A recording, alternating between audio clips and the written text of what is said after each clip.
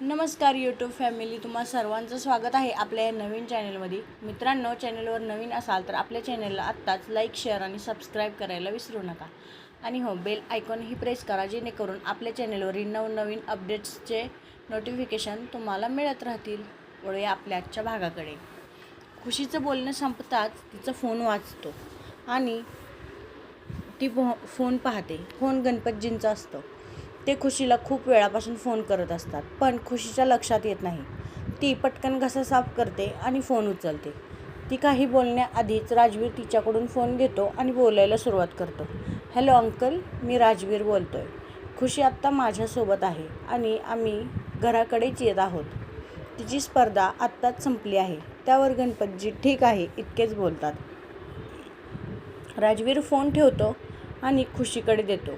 ती फोन बॅगमध्ये ठेवते आणि सीटला टेकून बसते. तेव्हा ध्रुव तिला आवाज देतो, मॅडम. खुशी गोंधळते. ध्रुव तिला पुन्हा आवाज देतो, खुशी मॅडम. ती ध्रुवला म्हणते, प्लीज मला फक्त खुशी म्हणा. इतक्यात राजवीर म्हणतो, का? तुला मॅडम म्हणलेलं आवडत नाही का? त्याच्या चेहऱ्यावरून तो रागात आहे हे खुशीला समजतं आणि त्याच्या रागाचे कारणही आपणच आहोत हे देखील तिला माहीत असतं. ती हळूच राजवीरकडे पाहते आणि चेहरा थोडा रडका करून त्याला सॉरी म्हणते आणि इथून पुढे ती त्याला प्रत्येक गोष्ट सांगेन असेही म्हणते आणि क्यूट असा पपी फेस करते. तिची ही कृती फक्त तिच्या मैत्रिणींना आणि आदिलाच माहीत होती. ध्रुव ते पाहून हसतो. त्यानंतर राजवीर पार्टिशन ऑन करतो. ते ऑन होताच खुशीचा क्यूट फेस भीतीने लाल होतो. ते पाहून राजवीर तिला म्हणतो, काय झालं? तुझा क्यूट चेहरा का बदलला? आत्ताच तर खूप क्यूट एक्सप्रेशन येत होते चेहऱ्यावर. आता काय झालं? तो तिच्याकडे पुढे येत होता, तर ती मागे सीटकडे सरकत होती. राजवीर पटकन तिच्या चेहऱ्यासमोर येतो आणि म्हणतो, काय झालं? तू का घाबरतेस? खुशीचा श्वास चढला होता. तिची ही अवस्था पाहून राजवीर हलकेच हसतो आणि तिच्या कपाळावर चुंबन घेतो आणि मागे सरकतो. त्यानंतर तो तिला स्वतःच्या जवळ ओढतो आणि म्हणतो, ही तुझी पहिली आणि शेवटची चूक आहे. यापुढे जर तू स्वतःची काळजी घेतली नाहीस तर मी तुला अशी शिक्षा देईन जी तू कधीच विसरणार नाहीस. कळलं का बायको? त्याच्या तोंडून बायको हे ऐकताच खुशीचा चेहरा लाजेने लाल झाला होता आणि ती चेहरा लपवते. राजवीर तिला पुन्हा तिच्या सीटवर बसवतो आणि तिचा हात हातात घेऊन म्हणतो, मला माहीत नव्हतं माझी बायको इतकी हुशार आणि स्मार्ट आहे. तिच्या डोक्यात आणि हातात इतकं सुंदर कौशल्य आहे. खुशी हलकेच हसते.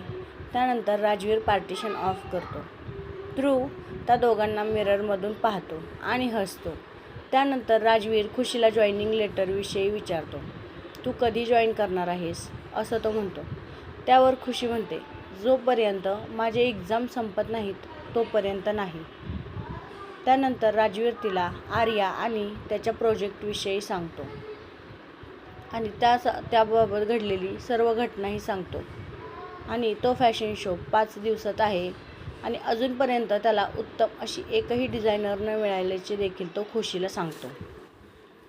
त्याच्या चेहऱ्यावरील ताण पाहून खुशी त्याच्या हातावर हात ठेवते आणि म्हणते, मी आर्या इतक्या सुंदर डिझाईन काढू शकेल का ते मला माहीत नाही, पण मी माझ्या परीने पूर्ण प्रयत्न करेन आणि पुढच्या 2 दिवसात तुम्हाला हव्या आहेत तशा डिझाईन काढण्याचा प्रयत्न करेन. राजवीरला तिच्या बोलण्यावर विश्वास असतो. थोडा वेळ असाच जातो. त्यानंतर तो तिला काहीतरी खाण्याचा आग्रह करतो, पण ती नकार देते आणि डोके सीटला टेकून डोळे मिटते आणि तशीच झोपी जाते. झोपेतच तिची मान इकडे तिकडे होत असते. त्यामुळे राजवीर तिला आपल्या खांद्यावर टेकवतो. ध्रुव हे सर्व मिररमधून पाहत असतो. तर इकडे दुसरीकडे दीप्ती राहिलेल्या कामांची लिस्ट काढते आणि एक करून ते पूर्ण करते. तिच्या मदतीला प्राजू आलेली असते. गणपतजीही उरलेली सर्व कामे पूर्ण करतात. रमेशजीही त्यांच्या बाजूची सर्व तयारी करत असतात. दीप्तीने गावातीलच एका मुलीला संध्याकाळी खुशी आणि तिच्या हातावर मेहंदी काढण्यासाठी बोलवले होते.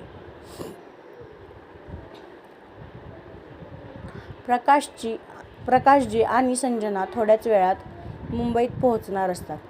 तिथूनच ते डायरेक्ट त्यांच्या प्रायव्हेट जेटने विजयकडे येणार होते. विजय त्याच्या सर्व कामांची माहिती काढून उरलेली कामे पूर्ण करतो आणि राजवीरने त्याला टॉप मॉडेलचे मोबाईलही अरेंज करायला सांगितलेले असतात. तो ते फोन मुंबईमधून त्याच्या मॉम डॅडबरोबर पाठवायला सांगतो. संध्याकाळी 5:30 वाजता खुशी आणि राजवीर खन्ना फॅमिली थांबलेल्या हॉटेलबाहेर पोहोचतात. खुशी अजूनही झोपलेली होती, त्यामुळे राजवीर ध्रुवला त्याची रूम की देतो आणि दार ओपन करायला पुढे पाठवतो. नंतर तो खुशीला तसेच उचलून घेतो आणि आपल्या रूमकडे जातो. रूममध्ये जाऊन तो तिला बेडवर झोपवतो आणि नंतर ध्रुवला डॉक्टरांना बोलव असे सांगतो. सुनीताजी आणि रमेशजींना तो आल्याचंही कळवतो. खुशी गाढ झोपेत असते. डॉक्टर येतात आणि तिला चेक करतात. ते बोलतात, काळजी करण्यासारखं काही नाही. त्यांनी जेवण न केल्यामुळे आणि दगदगीमुळे त्यांना चक्कर आली आहे. त्यानंतर ते निघून जातात. डॉक्टरांना राजवीरच्या रूममधून बाहेर पडताना पाहून खन्ना फॅमिली धावतच त्याच्या रूममध्ये येतात आणि त्याच्यासमोर उभे राहतात. त्यानंतर त्यांचे लक्ष बेडवर जाते. तिथे खुशी झोपलेली असते. ते मोठ्याने बोलणारच तेवढ्यात राजवीर त्यांना हातानेच इशारा करतो आणि कॉलेजमधील झालेल्या सर्व गोष्टींची माहिती देतो. खन्ना परिवाराला खूप आनंद होत होता, कारण खुशी स्पर्धेत पहिली आली होती. पण तिला असं शांत पडलेलं पाहून सावित्रीजी आणि सुनीताजी तिच्यापाशी जातात आणि तिच्या केसांवरून प्रेमाने हात फिरवतात. ध्रुव जाताना विजयला धडकतो. त्यानंतर विजय पळतच राजवीरच्या रूममध्ये येतो आणि मोठ्याने ओरडतो, यार काय झालं तुला? डॉक्टर का आले होते? तो खूप मोठ्याने आवाज देतो आणि बोलतो. त्यामुळे खुशी दचकून जागी होते आणि आजूबाजूला पाहते. सर्वांची नजर तिच्याकडेच आहे हे पाहून ती मान खाली घालते. त्यानंतर रमेशजी तिला विचारतात, आता तुला काही त्रास होतोय का बेटा? त्यानंतर ती मानेनेच नकार देते. इतक्यात रिया म्हणते, कॉंग्रॅच्युलेशन्स भाभी, तुम्ही स्पर्धेत फर्स्ट आला आहात. त्यानंतर खुशी तिला थँक्यू म्हणते आणि सावित्रीजींना सांगते, आजी मला घरी जायचं आहे. घरातले सगळे खूप टेन्शनमध्ये असतील, प्लीज. त्यानंतर राजवीर तिला मी तुला सोडतो असं म्हणतो. ती सर्वांना नमस्कार करून निघते आणि कारमध्ये बसते. थोड्याच वेळात ते घरी पोहोचतात. विजय देखील त्यांच्याबरोबर आलेला असतो. दीप्ती आणि प्राजू खूप वेळापासून तिची वाट पाहत असतात. खुशी येताच त्या तिघीजणी जेवण करतात आणि मेहंदी काढायला बसतात. राजवीर आणि विजय निघणार तेवढ्यात प्राजू त्यांना थांबवते आणि मेहंदी काढण्याचा आग्रह करते. राजवीर तेथील मेहंदीचा कोन उचलतो आणि खुशी एवढंच हातावर लिहितो. विजय देखील फक्त दीप्ती असं लिहितो. त्यानंतर ते दोघे खुशी आणि दीप्तीला हळूच डोळा मारतात आणि निघतात. त्या दोघी लाजून लाल झालेल्या असतात. त्यानंतर तासाभरातच प्रकाशजी आणि संजनाजी विजय आणि खन्ना परिवारापाशी पोहोचतात. सुनीताजी संजनाला दीप्ती आणि तिच्या परिवाराविषयी सांगतात आणि राजवीर खुशीच्या नात्याबद्दल देखील सांगतात. त्यानंतर संजनाजी विजयकडे तिचा फोटो मागतात, पण विजयकडे फोटो नसतो. त्यानंतर त्या राजवीरला फोटो मागणार इतक्यात रिया म्हणते, माझ्याकडे आहेत असं म्हणून ती खुशी आणि दीप्तीचा फोटो त्यांच्यासमोर धरते, जो तिने साडी ट्राय करताना त्या दोघींचा काढला होता. फोटो पाहून संजनाजी खूप खुश होतात आणि मोबाईलवरूनच त्या दोघींची नजर काढतात आणि म्हणतात, दीदी खूप सुंदर आहेत आपल्या होणाऱ्या दोन्ही सुना, अगदी नक्षत्रासारख्याच. त्यानंतर सर्वजण थोडा वेळ गप्पा मारतात आणि आपापल्या रूममध्ये जाऊन झोपून जातात. दुसऱ्या दिवशी सगळीकडेच कार्यक्रमाची लगबग चालू असते. ध्रुवने कार्यालयामध्ये पुढे जाऊन उत्कृष्ट सजावट करून घेतलेली असते. या कार्यक्रमाला जवळचे काही पाहुणे आणि गावातील लोक एवढेच बोलवलेले असतात. विजय राजवीरला फोन देतो आणि त्याचबरोबर त्यांनी मुंबईवरून काही फोटोग्राफर बोलवलेले होते त्यांच्याविषयीही सांगतो. दीप्ती आणि खुशी कार्यालयात पोहोचतात. रिया आणि सावित्रीजी त्याचबरोबर सुनीता आणि संजना देखील पुढे जातात. त्या सुपारीची साडी व दागिने रियाकडे देतात आणि खुशी व दीप्तीकडे पाठवतात. इकडे खुशी आणि दीप्तीच्या परिवारातील सर्वजण पोहोचले होते. प्राजू आणि रिया त्या दोघींना खूप छान तयार करतात. त्यामध्ये खुशीची मावशी आणि मामी ही देखील त्या दोघींना मदत करतात. त्यानंतर विजय, राजवीर सर्वजण कार्यालयात पोहोचतात. त्यांच्यासाठी हे सगळंच नवीन होतं. आकर्षक अशी रोषणाई आणि फुलांचे डेकोरेशन यामुळे त्या कार्यालयाची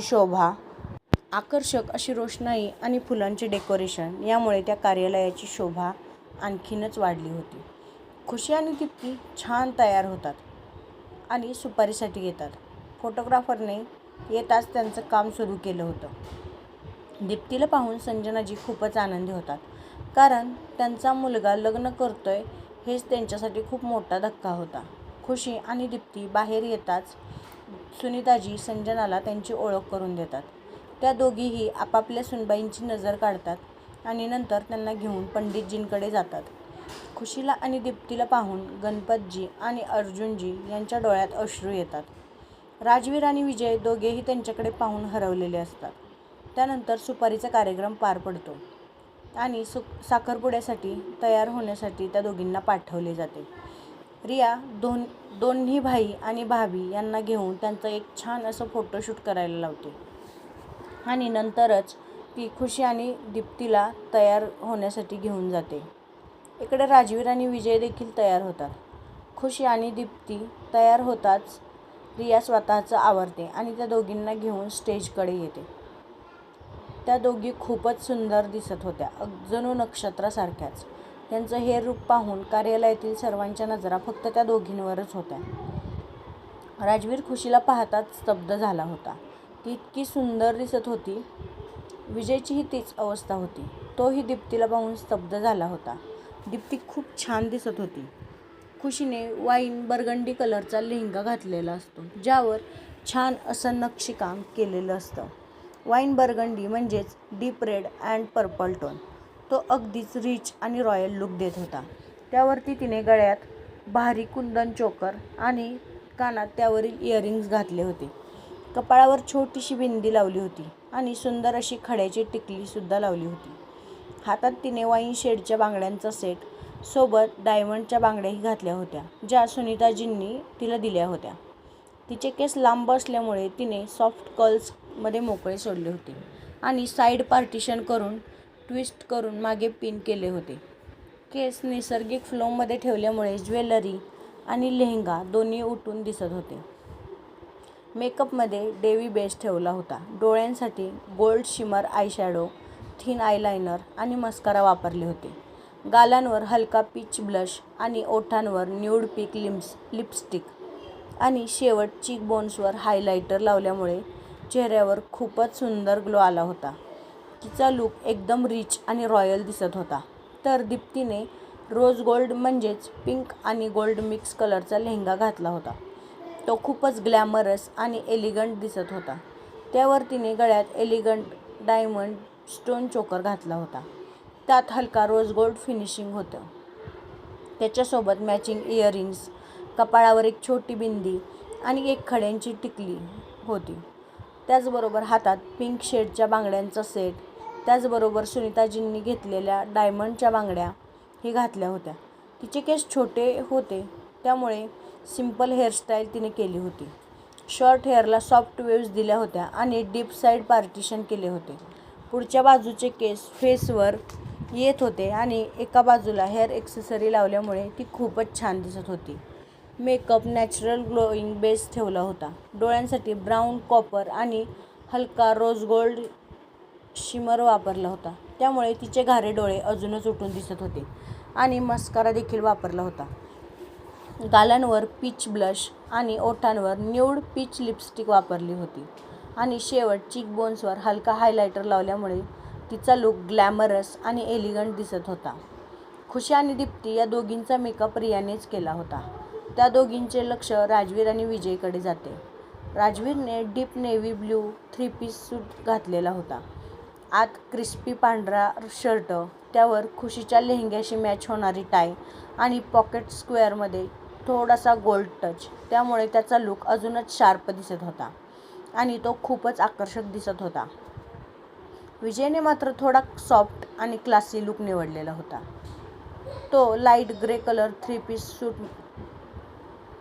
त्याने लाईट ग्रे कलर 3 पीस सूट घातला होता. आत हलका पिंक शर्ट आणि दीप्तीच्या लेहंग्याशी मॅच होईल असा टाय. त्याचा संपूर्ण लुक खूपच क्लासी आणि एलिगंट दिसत होता.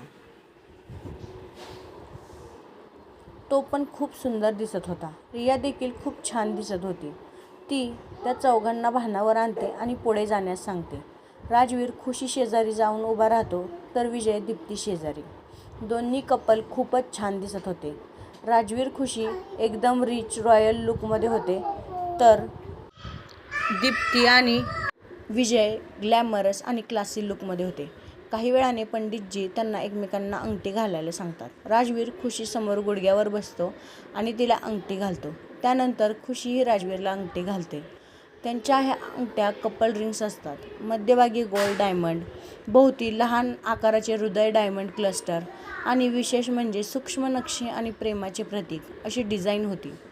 त्यांनी एकमेकांना अंगठी घालताच राजवीर तिच्या हातावर किस करतो आणि चारही बाजूंनी लाल गुलाबांच्या पाकळ्यांचा वर्षाव त्यांच्यावर होतो. तर मित्रांनो, आपला आजचा एपिसोड इथेच संपत आहे. हा भाग तुम्हाला कसा वाटला हे मला कमेंट करून सांगायला विसरू नका. आणि हो, आपल्या चॅनलवर